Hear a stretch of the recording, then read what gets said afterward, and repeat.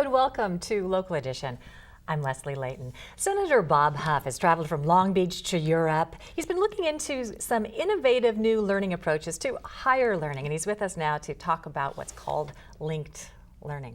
Thank you very much for being here. Great to be here, Leslie. What is linked learning? Well, it's a new name for vocational education, but it also is more than just that. It helps link the educational experience to a career or to college without sacrificing either pathway. How is this different from the olden days when people had a trade as a carpenter or a plumber or something like that? Well, it can be that, but a lot of times if you went down an academic path to become a carpenter, you took a wood shop, that was a dead end, you couldn't go to college. This actually has the academic rigor to get accepted into college as well if you choose to do that. Now you've taken a look what's going on in Long Beach, and you've also peeked into what they're doing in Switzerland and even Germany. What are you saying that's going on?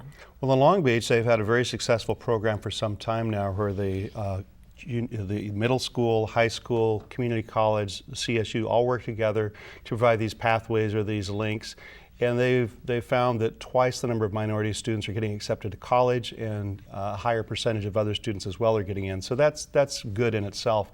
In Switzerland, they have a much more robust program where when in your 10th grade, let's say, you're applying for a job, you are now, if you get accepted, and it's willing employer, willing employee, you work on the job 3 days a week for which you're paid, and you're mentored along there, and then you spend 2 days in the classroom and you get the academic rigor that goes with it. They have a 3.5% national unemployment rate when we're struggling at 8% here, and if you're a college graduate, it's up somewhere around 16, 17%. Yeah, it's really difficult out there for kids who graduate from a four-year college. They're having a tough time finding jobs. Exactly. What is your advice to students, young high school students these days? Well, there are more and more schools offering a linked learning approach, and I think it's a fascinating way to see if something appeals to them. You know, you can maybe you want to be a culinary arts person, you find a school that has this program, you may decide you don't want to do that. But it's sort of, you get a do-over without really costing you a whole lot if you can learn at a younger age. But just find what you do. Not everybody knows, but keep your options open, and that's the best way for us to have people that meet the workforce needs. It sounds like a more active approach to education in that you go out and actually do something instead of like sitting back, taking a couple classes. You are engaged in thinking about, what do I want to do? What interests me? If you were like me and you were sitting in algebra wondering how in the world this is going to relate to me, I was planning to be a school teacher. I didn't become that, but I didn't see where algebra would help me one bit other than if I was teaching algebra. And so it does put into real world, this is how you will apply this, so then it becomes relevant and you're more likely to learn it. How have you seen evidence that this is or isn't working?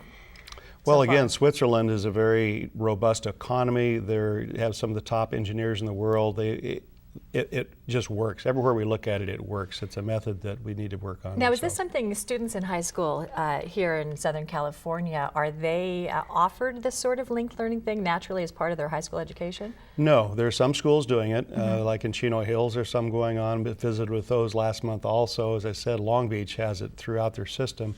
But it's something that we're trying to roll out. The Senate did these field trips, try to understand it better so we can try to have a broader scope. And we've also created a $250 million grant that will allow schools to apply for that, a competitive grant, so they can help implement and help defray some of the startup costs. So to make it part of the high school curriculum to get kids going on the right path? Correct. Yeah, okay.